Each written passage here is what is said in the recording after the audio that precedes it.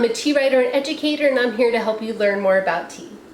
One of the things I often hear from people who are just getting started with tea is that they aren't able to taste tea the way that I do. And that's actually not true. So I thought it would be fun to make a video where I show my process so that hopefully it can help you feel a little bit more confident about tasting tea yourself. Let's get started. So for the purpose of this video, I'm going to taste a tea that I have written a review about recently. This tea is from the Tea Spot and it's called 88th Night. It is a Japanese sencha from Kyushu Island. I thought that this would be a good one to use as an example since I've already published the review. I'll make sure to link that post in the description as well, so that way you can check that out to look more into this tea if you'd like. My blog will be 13 years old in October, and during that time, I have reviewed over 1,000 teas. And I use the same steps and the same process for each tea review that I do. So in this video, I will be walking you through those steps and we'll do them together. So that way you can get an idea of how you might want to taste your teas. Let me know in the comments if there's anything that you do differently from what I do, or if any of the steps that I show in this video are helpful for you. So the first thing that I do, I'm very careful about not actually looking at the descriptions on the website or other reviews of a tea until after I've already tasted it myself. Sometimes suggestions just kind of get into your head and they will change how you might perceive a tea. I always try to taste as a blank slate, and then you can always look at those reviews and notes after to compare notes, but that way you're not going to be biased by them. When I'm reviewing a tea for my blog, I am careful to try to prepare the tea, at least for the first time around, the way that the company recommends. Mostly because that's how that company intended for their customer to experience that tea. If there's enough leaves left after, I will definitely experiment and play around with my own parameters, but the company's recommendations are always kind of the jumping off point. So in this case, they recommended 1 heaping teaspoon per 8 ounces of water. The water, they recommended about 175 degrees, and I have a variable temperature kettle. And I have a variable temperature kettle, which really comes in handy because it lets me select exactly which temperature I need for the tea that I'm drinking. The one that I have is the fellow Corvo EKG, but there are lots of other tea kettles available as well. Now, the way that I prepare a tea can vary quite a bit. Again, I'm basing it off of the company's recommendations, but also the tea itself. Because this is a Japanese green tea, I'm going to make sure to use a kyusu, mostly because I feel that this is the best vessel for brewing this type of tea. If, say, it was a Chinese oolong, and the vendor had given gung fu directions, I would definitely be using a gaiwan instead. Every tea is going to be different, and every scenario is going to be a bit different. But in my reviews, I'll always put what I use to brew. That way someone can replicate it if they want to. So they also recommended steeping for 2 to 3 minutes. Every company is a little bit different, but usually they'll give a bit of a range like that. Usually I'll opt for the higher number if it's a tea that I know isn't super delicate and can really handle a longer infusion, where because this is a sencha, I'm going to opt for the lower number of 2 minutes. Before I even actually drink tea, the first thing I do is photograph the leaves. That's partly because I need pictures for the tea blog, but that also gives me an opportunity to really get a close-up look at the tea leaves and evaluate what they look like, feel like, and smell like before I even drink. So I'm going to put my pictures from the blog up here, just so you guys can get a good look at, the pictures that I had, as I don't have a whole lot of this left to show up close just now. But basically you want to look at, what color is the tea? Does it look like the correct color? Like, this is a sencha, you want to have like a deep dark color. You want the leaves to have almost like a little bit of a sheen to them. You want to see more unbroken pieces than broken, if it's a higher quality one. Every tea is a little bit different, especially with Japanese teas. If something is deeply steamed, it will be more broken, and that doesn't necessarily indicate quality. So it can be tricky. Over time, you will get to know each individual type of tea that you're going to be tasting. But for this tea, that's specifically what I want to look for. You want like a fresh green aroma, You don't want something that smells stale or, has other odors. If your sencha smells like pineapples or other kinds of things, it could be that the store that you got it from wasn't storing it properly, and that can affect the taste. So sight and smell are definitely super important before you even dive into tasting the tea. I've got my water heated up in my kettle, so I'm going to go ahead and pour that into my kyusu.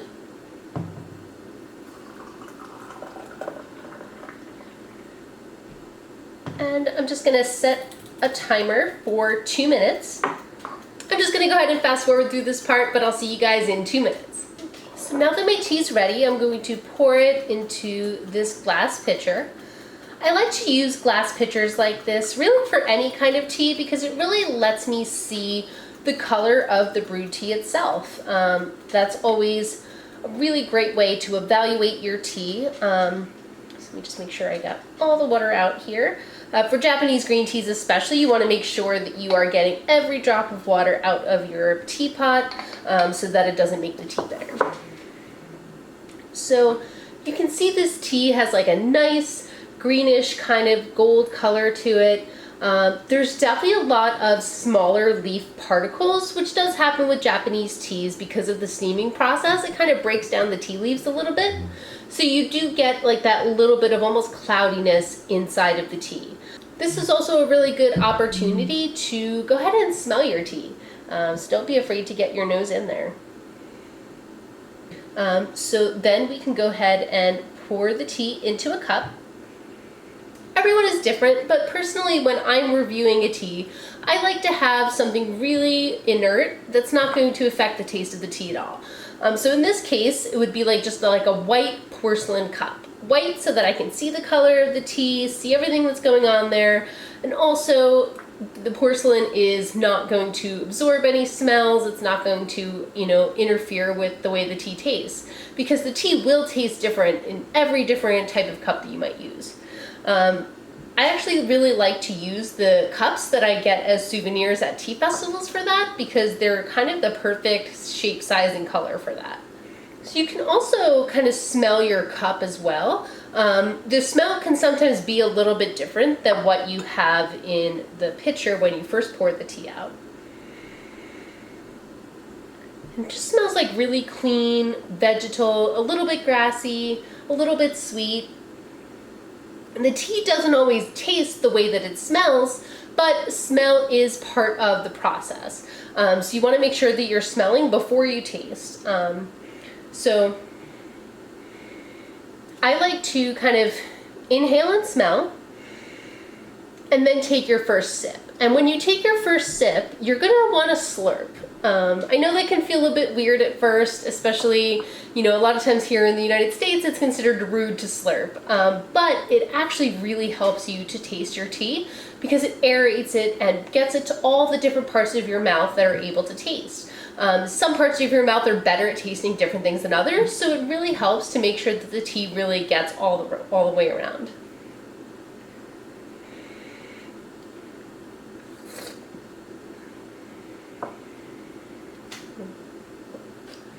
And like I did there, once you have the tea in your mouth, you kind of want to not swish, but just make sure it gets all over the place. You want it all over your tongue, under your tongue, sides of your mouth, the roof of your mouth. You want the tea to really coat your mouth.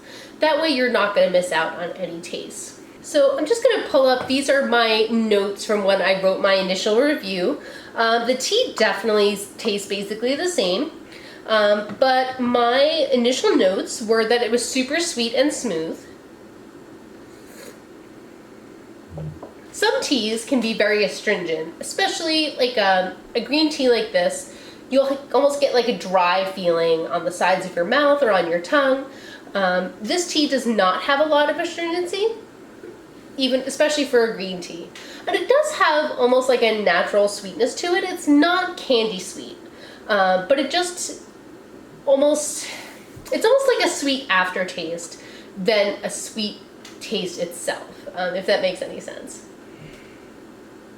I also noted that it had umami in spades. Some words that are used to describe tea might be new terminology for you, especially something like umami. I had never heard that word before I started drinking tea. Basically, it's a Japanese term that means like a savory sweetness. The chemicals in tea that cause us to taste umami are actually structurally similar to MSG.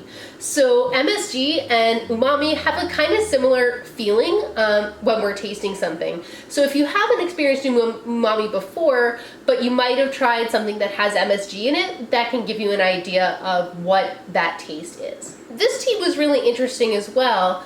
There's kind of these floral and vanilla notes that you don't always get in Japanese green tea. I did find that really interesting in this particular one. And one thing you want to pay attention to when you're tasting is how the tea feels in your mouth. Say compared to just plain water, does the tea feel thin? Does it feel thick? Is it creamy? Is it dry feeling? So every tea is going to be different. So you want to just try to pay attention to what it feels like in your mouth. It's like this tea feels very thick, kind of viscous when you drink it. Now, when it comes to tasting notes, I think a lot of people feel nervous or embarrassed that they'll say the wrong thing, that they're maybe not as experienced. I know you guys hear me say this to Jason all the time on Husband Tea Torture. Everyone is different and everyone's experiences are different. I have not necessarily had the same tasting experiences that you have had, just because of our upbringing, our cultures, what countries we live in. Once you really start seriously tasting tea, and that can be just you yourself enjoying tea and kind of making notes for yourself on what you're tasting, it helps to just really take the time to be observant for everything you taste and drink. That's how you get those reference points to use as tasting notes. Don't feel like you have to pull all of these fancy words out of nowhere, even if you don't necessarily experience those in the tea. Taste is so subjective, and every person is going to be different. After I wrote my review for the tea, I went on the Tea Spot's website and I had to laugh because a lot of the people who would left a review on their website complained that the tea was vegetal. Now, you may not already know, and I'm sure those folks didn't, but Japanese green teas are supposed to be vegetal. They're a green tea, and they're a steamed green tea from a country where the tea often has like an oceanic, seaweedy character. So if you didn't know that and you ordered this tea sight unseen, you might have been surprised to find that it was so grassy and so seaweedy. So if you do see negative reviews on a tea company's website, it's worth kind of looking a little bit deeper to see what those complaints are about and if they hold any water, because in that case, they definitely didn't. Every tea is a little bit different on how much I will brew them. For a Japanese tea like this, I'll usually go about 2 or 3 infusions. I don't think I'm going to go through that with you guys on camera now, but I think it's helpful to take notes for each infusion so that way you can note where the tea changes over the course of the experience. You can make notes in lots of different ways. Some people use notebooks. Personally, I use the Google Keep app on my phone. I use it partly because as a tea blogger, I can access my notes easily from my computer or my phone, and it also lets me search them. So if I, want to say, have I reviewed this tea before? I can search the company name, I can search tea names, and I have them all labeled so that way I can easily find things that are kind of in the archive, since I do have tasting notes for so many teas. Do you take tasting notes when you drink tea? Let me know in the comments if you do and how you like to take and keep your notes. I would love to know more about that. Some of you might know that I recently started a Patreon for my blog and YouTube channel to give my viewers and readers a way to support me and my tea content making efforts. Every other month, we have a patron-only Zoom call where we all get to chat and drink tea together. We just recently had the first one. Our next one is coming up in early October, and we'll be doing a special tea tasting together where I'll be sending out samples of an aged Liu An to all my patrons so that we can drink it and taste it together. It's going to be a really cool experience. Make sure that you sign up by September 15th if you would like to take part in that. The link will be in the description. I hope this gave you some insight into how I taste tea. I'm always open to suggestions, so if there's anything you would like to see in a future video or questions that you have, don't hesitate to let me know. Thank you for watching, and I'll see you next week.